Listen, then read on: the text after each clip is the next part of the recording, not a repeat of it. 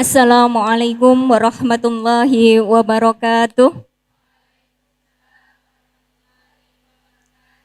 Alhamdulillahilladzi arsala rasulahu bil huda wa dinil haq liyudhhirahu 'ala dini kulli wa kafa billahi syahida. Asyhadu an la ilaha illallah wa asyhadu anna Muhammadan abduhu wa rasuluh la nabiyya ba'da. Rabbi shrah li sadri wa yassir li amri wa hlul 'uqdatam min lisani yafqahu qawli amma ba'd. Alhamdulillah, summa alhamdulillah, syukur kita panjatkan kepada Allah Ta'ala yang pada hari ini Allah masih berikan kesempatan buat kita semuanya untuk bisa hadir dalam majelis ilmu kita pada hari ini. Fa insyaallah ini buat saya ini adalah kesempatan yang langka Ustazah Flo. Biasanya ketemunya itu sama mamah-mamah muda, sama nini-nini. Kalaupun ketemu jomblo, biasanya jomblo second. Kalau ini insya Allah kebanyakan jomblonya jomblo perdana ya, akhwati fillah ya. Alhamdulillah. Ya, yang kedua salawat serta salam semoga tetap tercurahkan kepada junjungan kita Nabi Muhammad Sallallahu Alaihi Wasallam beserta seluruh keluarga beliau, sahabat-sahabat beliau dan seluruh kaum muslim hingga akhir zaman kala. Alhamdulillahirabbil alamin. Ini sebelum saya menyampaikan materi pada siang hari ini tadi ada titipan pesan sponsor, ceritanya begitu dari panitia. Insya Allah sebentar lagi akan ada penggalangan dana dari Syam gitu kan, yang insya Allah nanti akan ada panitia yang akan berkeliling begitu buat kawan-kawan semuanya, buat akhwati fillah sekalian bisa menyiapkan dana untuk bisa membantu meringankan saudara-saudara kita. Ya, alhamdulillah. Ini sejak siapa yang sudah duduk di sini sejak dari pagi? Semuanya bisa angkat tangan? Yang duduk dari pagi? Alhamdulillah masih bertahan. Ada yang baru duduk siang ini? Oh di luar gitu ya. Alhamdulillah. Ya, artinya masih bisa bertahan dari pagi sampai insya Allah sore nanti biar utuh ya akhwati. Kita dapat materinya tidak setengah-setengah begitu. Ya baiklah. Mungkin di awal ini saya ingin mengajak akhwati fillah sekalian untuk merenungkan salah satu hadis Rasulullah yang ini merupakan pesan kepada kita bersama para perempuan gitu ya. Yang bunyinya begini. Ad-dunya mata'un wa khairu mata'iha imra'atus sholihah. Dunia ini adalah perhiasan dan sebaik-baiknya perhiasan adalah wanita sholihah. Insya Allah sudah sholihah semua ya di sini? Amin. Ya. Perhiasan dunia yang paling bagus itu adalah wanita sholihah. Dan yang namanya sholihah itu adalah sebuah pilihan, bukan sebuah kebetulan.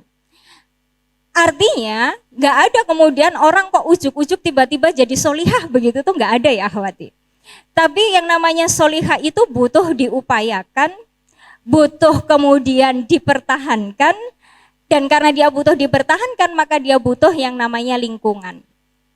Karena dia sebuah pilihan, ya namanya pilihan itu kan berarti ada campur tangan kita ya sebagai manusia untuk menentukan kita mau jadi wanita sholihah ataukah mau jadi wanita durhaka atau jadi wanita yang biasa-biasa saja gitu. Itu semuanya adalah pilihan ada di tangan kita.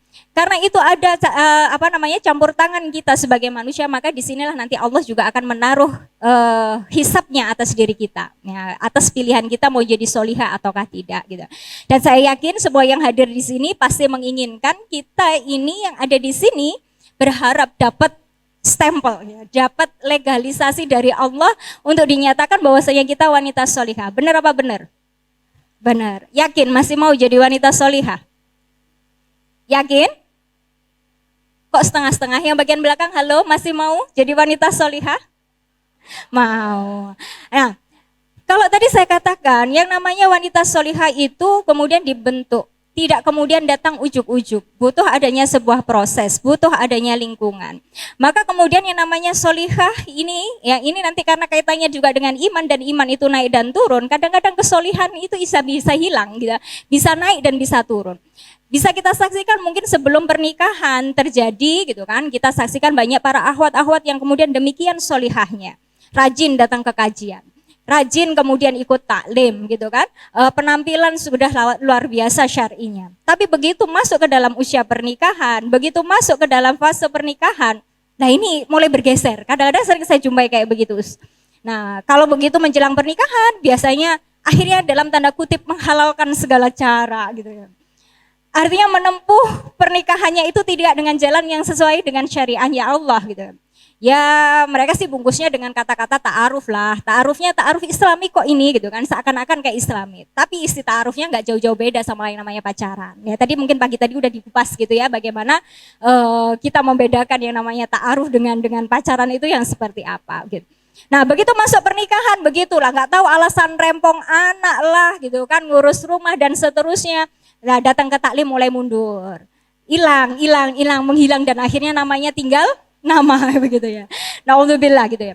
Ya kita berharap tidak begitu yang terjadi kepada para akhwati sekalian gitu ya. Karena untuk menjaga konsistensi kesolihahan itu butuh ekstra gitu ya, butuh lingkungan gitu. Maka kalau kemudian saya sering melihat, nah ini kan ketemu dengan para mamah-mamah muda yang mulai banyak galau, ya bahkan ketemu dengan para yaitu tadi ya, para jomblo-jomblo. Insya Allah kayak yang hadir di sini adalah jomblo fisabilillah. Kalau ini para jomblo-jomblo yang kedua begitu gitu. Mereka biasanya nggak mau dius kalau disebut sebagai jomblo gitu kan. Mereka maunya disebutnya sebagai single. Kenapa begitu? Saya tanya. Kalau jomblo itu takdir katanya begitu. Kalau kita mah single, kalau single itu pilihan katanya begitu. Gitu. Ya udah tahu filosofinya apa gitu kalau ada istilah begitu. Saya manut aja gitu. Nah mereka dengan segala masalah-masalahnya, nah kalau kemudian kita uraikan, nah ini salah satunya adalah disebabkan karena mereka membangun pernikahan, ya diawalinya dengan tidak jalan yang benar, kalaupun diawali dengan jalan yang benar, menjalani pernikahannya tidak dengan jalan yang benar. Sehingga peringkat istri solihahnya kemudian menghilang gitu.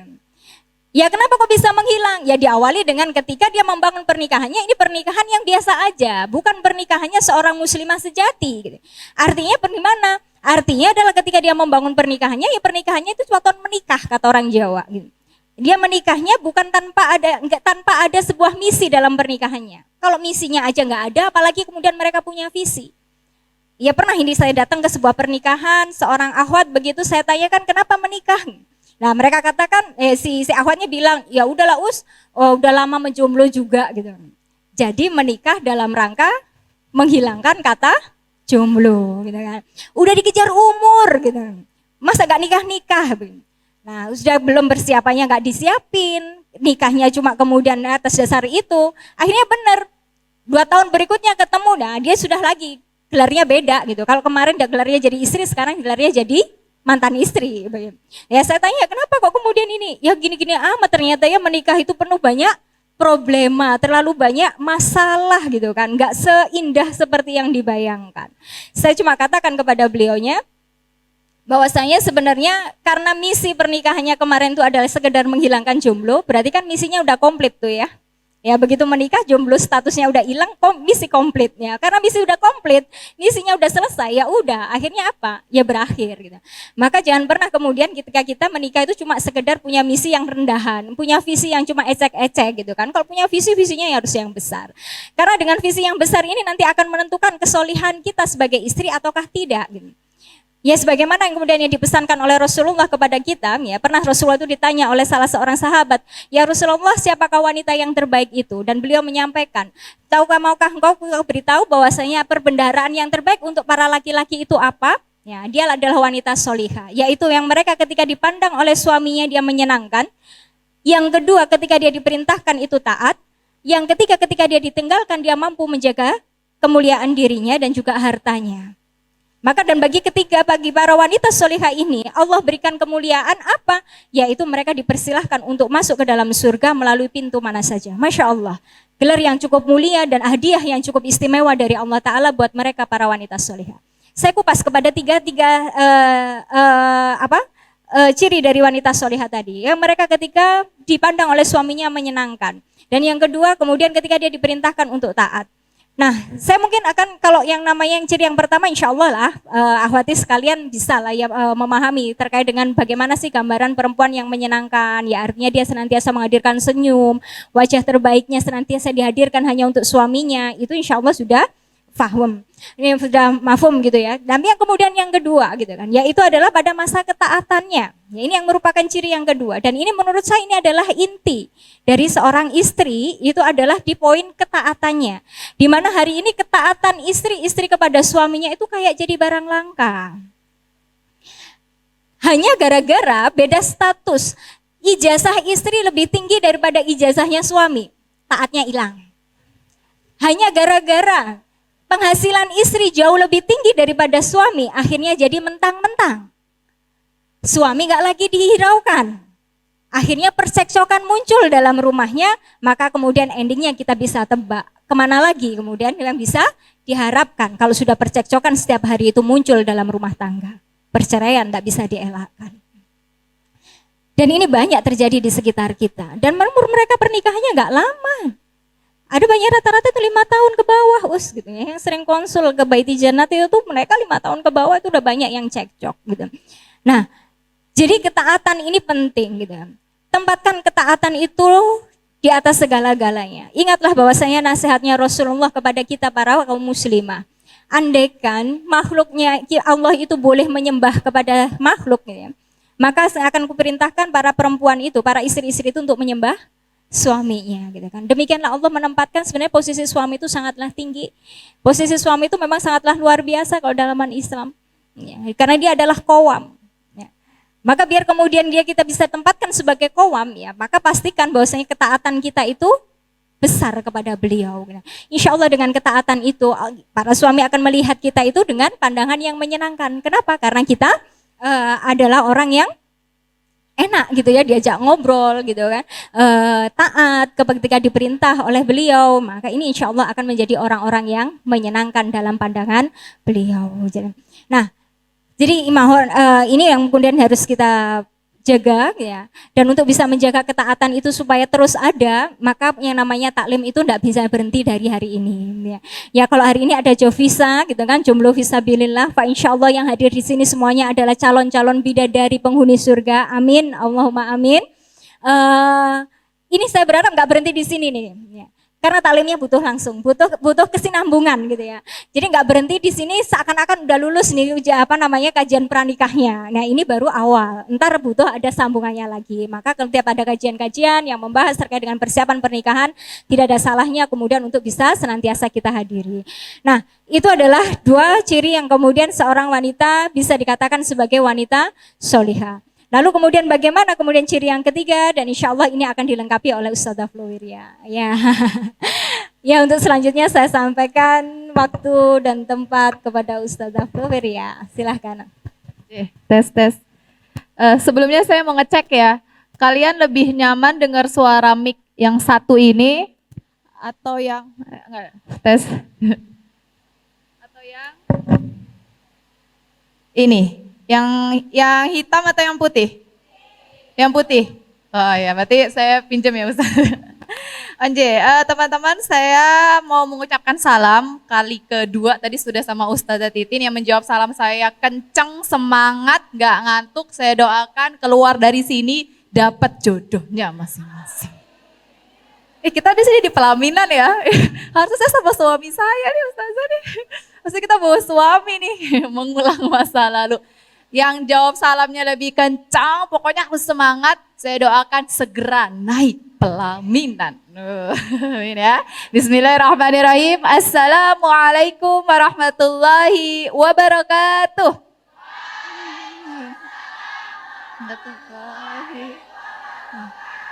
Ini ibarat kalau bisa pakai toa kali ya. Wah, assalamualaikum Ustazah, ya Allah, kabulkanlah ya Allah gitu. Tapi kalian percaya gak sih kalau setiap dari kita udah punya jodohnya masing-masing? Jodoh kalian ada di mana? Di mana? Jangan-jangan ada di sini. Imannya ada berapa sih?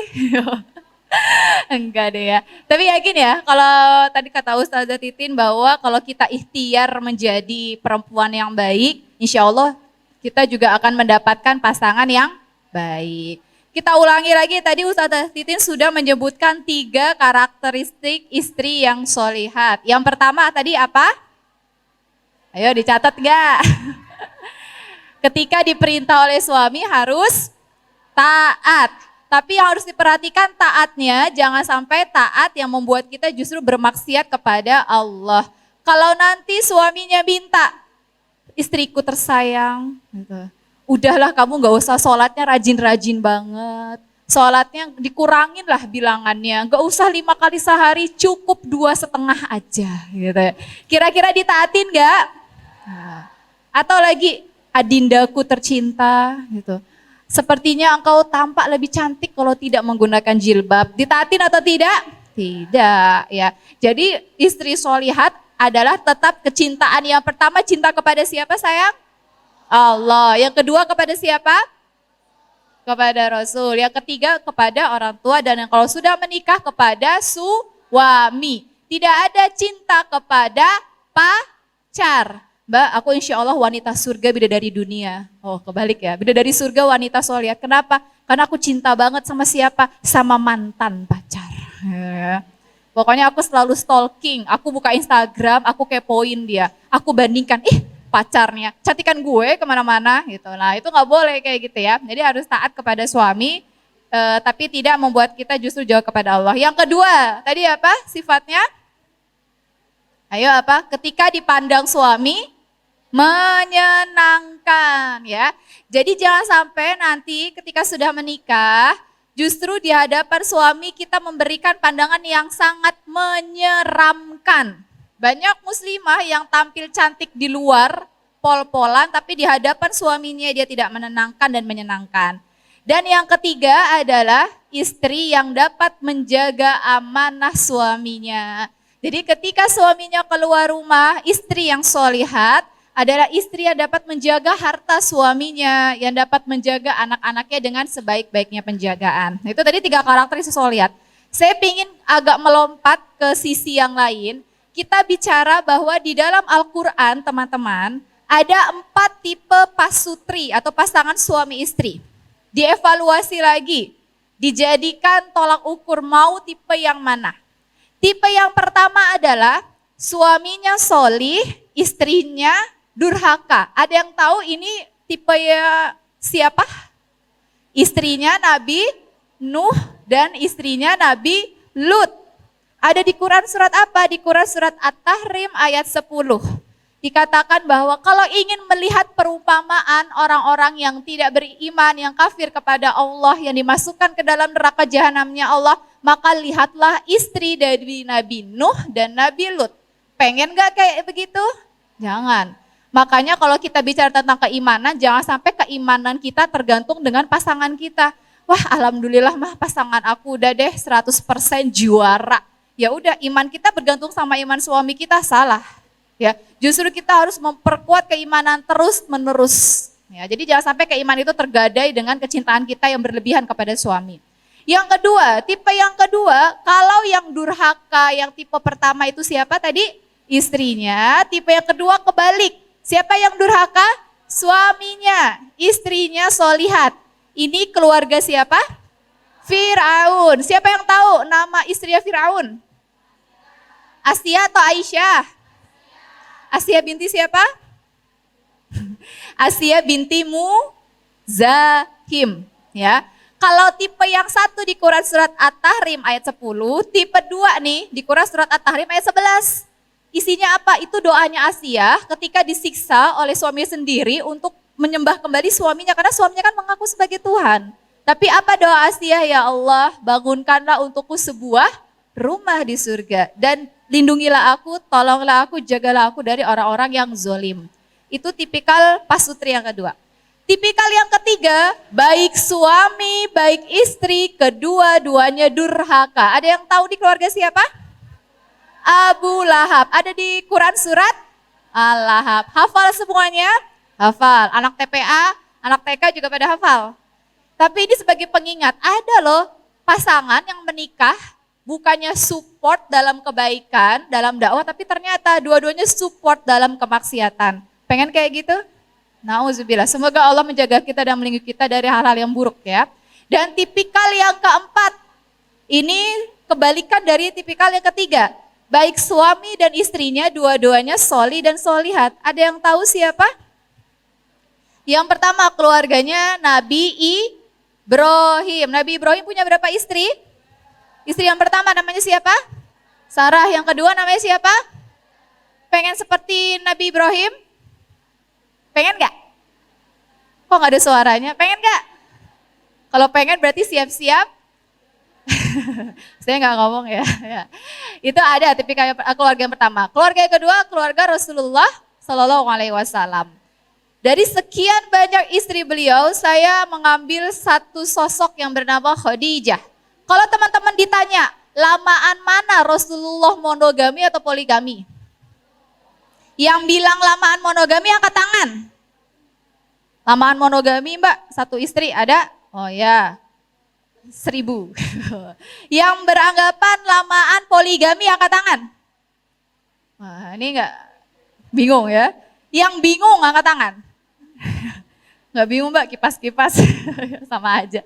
Ya, oke. Pertanyaan saya, istri Rasulullah ada berapa sih? 9? 11? 12? Ya. Ada yang mengatakan 11, ada yang mengatakan 12, bahkan ada yang mengatakan 13. Nah, kali ini saya lebih fokus kepada istri Rasulullah yang pertama. Tadi siapa namanya sayang? Khadijah. Rasulullah dengan Khadijah menikahnya selama 25 tahun. Jadi kalau ditanya lamaan monogami atau poligami, jelas lamaan monogami. Karena selama menikah dengan Khadijah, Rasulullah tidak menikah dengan perempuan lain. Selama berapa tahun? 25 tahun. Sedangkan berpoligami itu setelah Khadijah wafat. Pada usia Rasulullah sekitar 50 atau 51 tahun, itu menikah dengan lebih dari 5 orang, berarti ada 11. Saya ambil jumhur ulama ya, 11 umatul mukminin dikurangin Khadijah, berarti ada 10 orang. Itu waktu berpoligami antara 11 sampai 12 tahun, kurang lebih setengah dari lamanya bermonogami. Ketika bersama dengan Khadijah, kita tahu Khadijah adalah sosok role model istri yang harus kita jadikan contoh sampai sekarang. Ya, kenapa? Karena Khadijah bukan perempuan sembarangan. Khadijah punya julukan. Ada yang tahu nggak julukan dari Bunda Khadijah itu apa? At-Thahirah. Satu lagi, Al-Iffah. At-Thahirah itu artinya wanita yang suci. Al-Iffah artinya perempuan yang dapat menjaga harga diri dan kehormatan dirinya. Lihat bagaimana elegannya Bunda Khadijah ketika bukan mendekati ya, tapi mengutarakan niatnya kepada sahabatnya Nafisah untuk bersedia dinikahi oleh Rasulullah. Kan kisahnya yang menyatakan duluan Bunda Khadijah atau Rasulullah? Saya tantang, kalian berani gak menyatakan duluan? Berani gak? Ahi, will you marry me? Ngeri ya perempuan begitu. Tapi Bunda Khadijah punya cara yang sangat elegan. Siapa yang dideketin? Bukan laki-lakinya, tapi siapa? Sahabatnya. Jadi diceritakan dulu, saya punya karyawan namanya Muhammad, akhlaknya baik, dan sebagai seorang sahabat yang peka tahu nih, wah Khadijah lagi jatuh cinta nih dengan Muhammad. Ya, jadi Nafisah lah yang mendekati Muhammad dan menanyakan, wahai Muhammad, kenapa engkau belum mau menikah? Usiamu sudah bertambah, teman-temanmu yang seusiamu sudah punya banyak anak, kenapa engkau belum menikah? Lihat apa kata Muhammad, siapa yang mau dengan saya, orang saya seperti ini, saya banyak kekurangan. Dan etikanya Nafisah tidak menyebutkan, ih Muhammad, Khadijah lo suka sama kamu gitu. Enggak, tapi Nafisah mengatakan bagaimana kalau ada seorang perempuan yang dapat menerimamu dengan apa adanya. Muhammad bertanya, siapakah itu wahai Nafisah? Baru disebutkan nama Khadijah.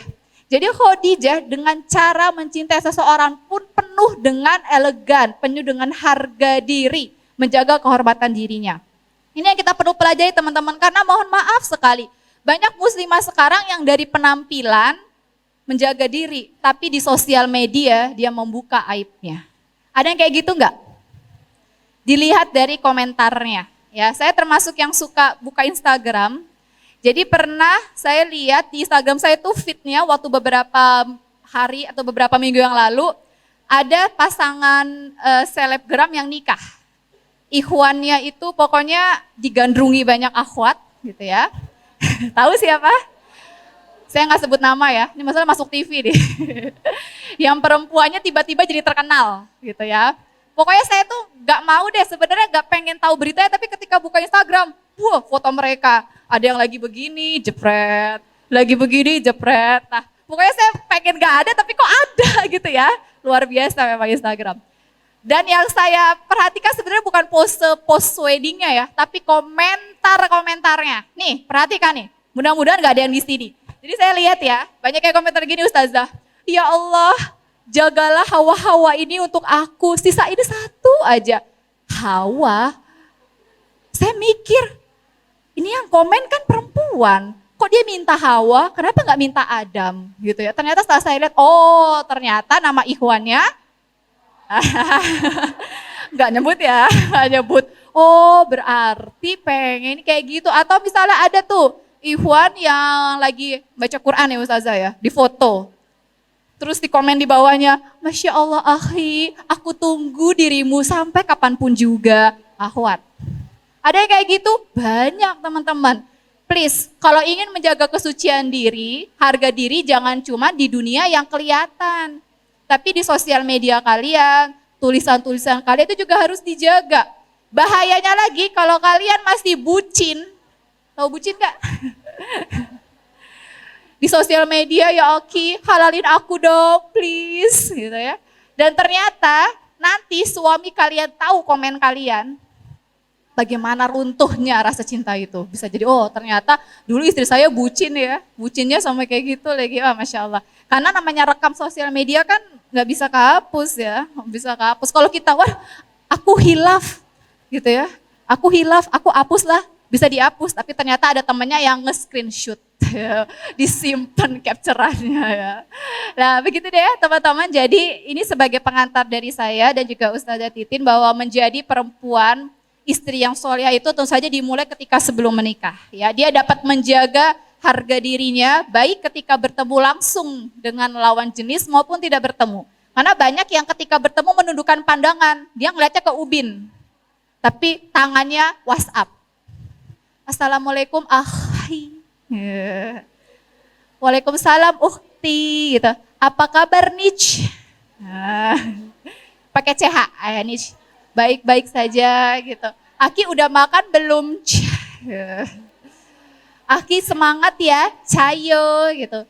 Terus yang ada sindrom gini, ada sindrom akhwatnya baper ya.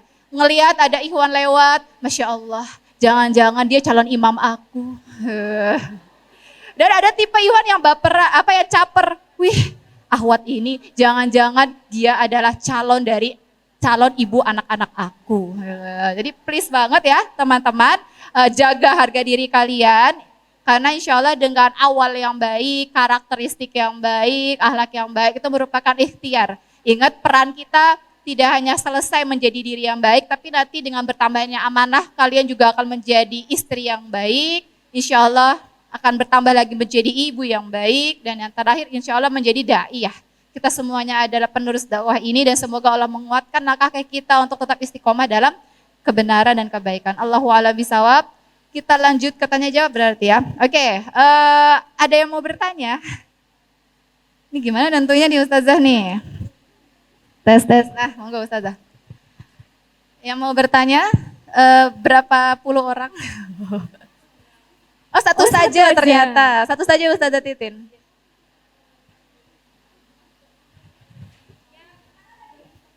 Yang cepat kali ya? Oke. Tes.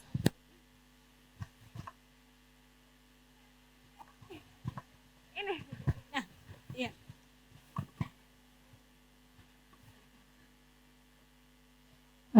Ustazah, di sini saya ingin bertanya terkait dengan ketaatan pada suami.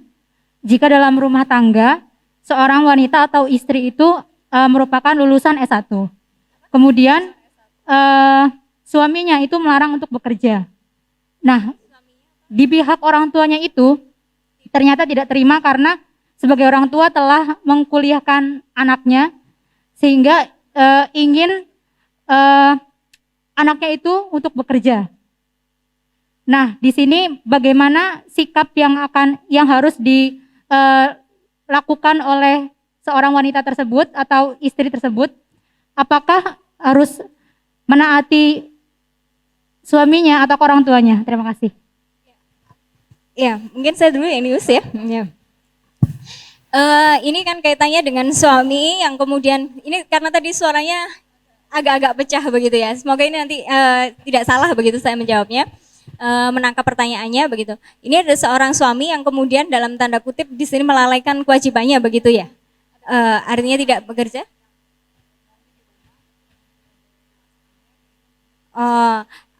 orang tua istri minta si anaknya, si istri ini tadi bekerja, sementara suaminya meminta istrinya di rumah saja, begitu. Nah, ini siapa yang kemudian harus ditaati, begitu ya. Nah, yang jelas ketika seorang istri, seorang wanita telah kemudian menikah, ketika kemudian sudah terucap, saya terima nikahnya Fulanah bin Fulan dengan mahar sekian, dibayar tunai gitu ya. Nah, maka pada saat itu sudah berpindah kewalian antara dari seorang ayah kepada suaminya gitu kan. Artinya penanggung jawab sepenuhnya bagi seorang wanita yang telah menikah itu semuanya adalah kepada suaminya. Dan kemudian ketika kemudian seorang itu telah menikah, maka kalau di situ Rasulullah mengibaratkan bahwasanya wanita yang telah menikah itu ibaratnya seperti tawanan gitu, dalam tanda kutip begitu ya. Tawanan yang seperti apa gitu ya.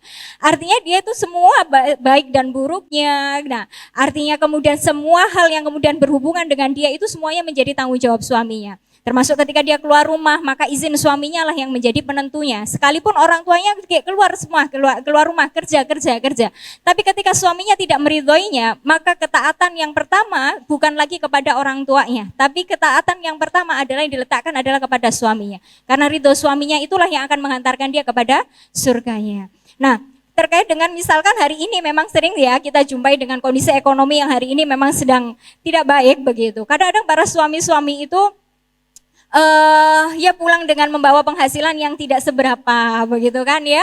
Nun sewu gitu kan. Ada banyak sekarang memang program-program itu bukan pemberdayaan laki-laki, tapi pemberdayaannya adalah pemberdayaan ekonomi perempuan. Padahal ketika ekonomi perempuan makin diberdayakan, ekonomi laki-laki makin tidak berdaya. Dan terus begitu saja. Maka muncul yang namanya sekarang, kalau dulu KDRT itu pelakunya laki-laki, korbannya ibu-ibu, kalau sekarang trennya ganti us. Kemarin saya tangani itu KDRT itu begini, pelakunya ibu-ibu, korbannya bapak-bapak gitu kan. Ketemu seorang dinas sosial ini, saya ketemu dengan bapak ibu dari dinas sosial. Ada seorang suami yang kemudian tidur di pos ronda begitu. Nah, terus ditanya, lo kenapa kok tidur di pos ronda? Diusir sama istrinya. Begitu. Nah, jadi ini kebalik. Kenapa? Karena si istri merasa dirinya lah yang pengerja, dialah yang jadi pemimpin dalam rumah tangga sehingga tidak ada lagi penghargaan terhadap suaminya. Maka dengan kondisi yang seperti itu, ini adalah kondisi yang kebalak dan kebalik yang ini nggak boleh diteruskan. Maka kalau kita sebagai seorang wanita solihah, ketika kita sudah mengazamkan diri menikah dengan terima lamaran si dia, terima nikahnya dia, maka pada saat itulah harus kita sadari dengan sepenuhnya bahwasanya tanggung jawab atas diri kita itu sudah berpindah. Tidak lagi di atas bapak kita, tapi berpindah kepada suami kita. Sehingga apapun yang beliau katakan, itulah yang menjadi perintah yang harus kita kerjakan. Kerjakan selama itu bukan maksiat. Tadi Ustaz Flo sudah sampaikan. Selama itu bukan maksiat, selama itu bukan kemudian kita diminta untuk maksiat kepada Allah dan Rasulnya, maka itu wajib kita kerjakan. Walaupun hanya sekedar tutup pintunya, tutup jendelanya. Antuna belum menikah, tutup pintu, tutup jendela itu mubah hukumnya, nggak ada nilainya. Tapi ketika sudah menikah, ketika suami yang perintahkan tutup pintunya, tutup jendelanya, nilainya jadi wajib. Maka dari itulah kenapa kemudian dalam pernikahan itu menjadi ladang pahala yang luar biasa. Sebab apa? Sebab ketaatan kita kepada suami itu semuanya akan bernilai pahala. Maka dengan kasus itu saya katakan bahwasanya siapa si istri ini harus taat, dia harus taat kepada suaminya, minta ridho kepada suaminya. Jika kemudian masih memungkinkan dinego suaminya, nah akhirnya kemudian sampai beliaunya ridho, ya oke lah, ya gak apa-apa kerja dalam rangka mengamalkan ilmu, misalkan begitu. Eman-eman ini sekolahnya udah tinggi-tinggi, kalau ilmunya gak dimanfaatkan, gak untuk kebaikan umat, eman banget gitu. Misalkan dengan itu suami ridho, ya silakan. Berarti yang kita pegang adalah ridho dari suaminya, bukan karena perintah dari orang tuanya. Mungkin begitu. Iya. Tadi sudah lengkap ya sama Ustazah Titin. Saya mau curhat. Tadi yang nanya yang mana ya? Oh, yang di situ ya. Sabar ya, insya Allah nanti dengan panasnya ruangan ini juga membakar dosa-dosa kita semua ya. Karena ini tidak sebanding dengan siksa nerakanya Allah. Jadi teman-teman bersabar dalam menuntut ilmu. Karena dalam banyak hadis dikatakan kalau orangnya semangat menuntut ilmu, apapun situasinya, apapun kondisinya, semoga nanti ketika di hari akhir Allah juga mudahkan langkah kakinya menuju surganya Allah. Ya, jadi disabar dulu, insya Allah pahalanya banyak. Tadi sudah lengkap sekali sama Ustazah Titin, Masya Allah, Tabarakallah. Saya mau menambahkan sedikit saja Mbak. Sebenarnya ini pengalaman pribadi saya ya. Saya dulu S1 langsung bekerja teman-teman. Dan ketika menikah pun saya masih bekerja ya. Sampai di suatu titik suami saya minta, udah kamu resign saja, fokus di rumah ya. Karena saat itu memang saya belum punya anak ya, masih awal-awal pengantin baru lah. Oke, itu Dimana saya bingung ya, di satu sisi orang tua saya terus mendesak, mendorong, udah kamu lanjut aja sekolah, lanjut kerja, sayang ijazahnya, sayang ilmunya kalau cuma di rumah doang. Tapi di sisi lain suami ridhonya kalau saya di rumah ya. Maka yang saya lakukan saat itu, dan kalau bisa teman-teman nanti di pernikahan mendapatkan situasi seperti itu, yang pertama kita harus memperbanyak istikharah kepada Allah ya. Jadi sholat, minta petunjuk Allah, mana nih yang paling terbaik. Sesuai syariat memang betul ketaatan kepada suami ketika sudah menikah itu harus kita utamakan ya. Maka ketika suami lebih ridho kita untuk resign, taati. Tapi bukan berarti kita tidak berlaku baik nih kepada orang tua kita. PR-nya apa? PR-nya dengan komunikasi yang baik, meyakinkan orang tua kita bahwa ilmu yang sudah kita dapatkan bukan berarti sia-sia kalau kita tidak bekerja ya. Jadi waktu itu saat tahun kedua pernikahan, saya mengalami titik bimbang ya antara mau lanjut kerja atau resign.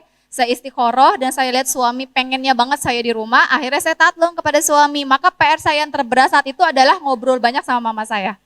Sama orang tua saya habiskan waktu lebih banyak lagi, saya yakinkan, dan itu nggak cuma sekali Mbak, sekali gagal, 2 kali mamanya masih agak cemberut, ketiga mamanya udah mulai lunak tapi masih gengsi, masih senyumnya sedikit gitu ya, keempat, kelima sampai akhirnya ya sudahlah mama ridho, memang butuh perjuangan ya, dan percaya deh kalau nanti kalian sebagai seorang istri taat kepada suami, taat dengan hati yang tulus, hati yang ikhlas, yang penuh gitu ya, Allah akan memberikan sesuatu yang wow gitu ya. Dan gak lama setelah itu saya resign, qadarullah saya hamil gitu ya. Jadi ternyata ini loh alasan Allah menyuruh saya untuk taat kepada suami supaya saya bisa lebih fokus menjalankan peran baru saya sebagai seorang ibu ya. Jadi gitu ya Mbak ya, taat kepada suami tapi tidak melupakan juga akhlak kita kepada orang tua kita. Jadi ridho suami dapat, ridho orang tua juga dapat. Begitu ya teman-teman, closing ya kayaknya ya. Ada lagi? Oh sudah, yang bisa saya sampaikan, jaga semangat kalian, mumpung masih belum nikah ya, jangan jadi generasi yang bucin dan rebahan tanpa ada faedah ya.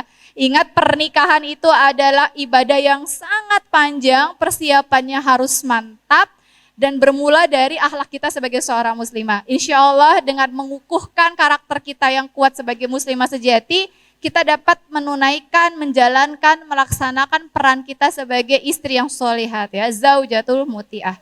Itu dari saya, mungkin closing dari Ustazah Titin ada? Oh sudah.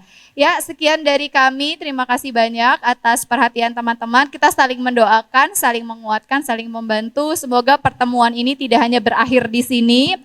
Yang harus jadi patokan kalian, awal sosok kalian datang ke Jovisa Festival orang Sunda ya, festival, ketika nanti sudah keluar harus lebih baik daripada sebelumnya, setuju? Kalau ternyata sama aja, kalian yang masuk dengan kalian yang keluar, itu sayang, rugi. Dan yang lebih berbahaya ternyata ketika keluar dari acara ini ternyata lebih buruk daripada sosok kalian yang masuk, nauzubillah ya. Jadi harus lebih baik lagi, bismillah, ikhtiar, semoga Allah melapangkan semua ikhtiar kita. Kita takbir bareng-bareng ya, saya hitung 1 sampai 3, teman-teman pegang, dikepalkan tangannya, tangan kanannya. Saya hitung 1, 2, 3, kita takbir 3 kali ya. 1, 2, 3. Allahu Akbar, Allahu Akbar, Allahu Akbar. Masya Allah, tabarakallah. Saya serahkan kepada MC. Assalamualaikum warahmatullahi wabarakatuh.